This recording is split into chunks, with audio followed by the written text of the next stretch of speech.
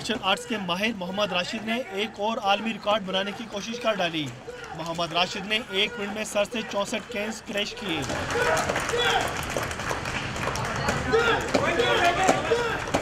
चाय के स्टॉल पर काम करने वाले ताज मोहम्मद ने भी 2 आलमी रिकॉर्ड बनाने की कोशिश की।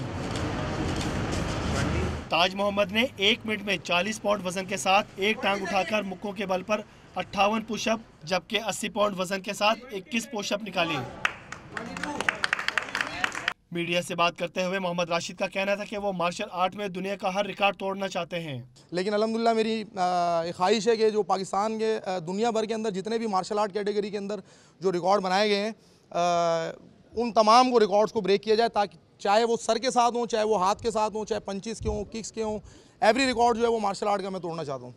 इस मौके पर कराची ताजिर इत्तेहाद के चेयरमैन अतीक मीर को भी मदऊ किया गया था। उनका कहना था कि हुकूमती सरपरस्ती के बगैर पाकिस्तान का नाम रोशन करने के लिए आलमी रिकॉर्ड बनाने की कोशिश करना काबिल सताइश है।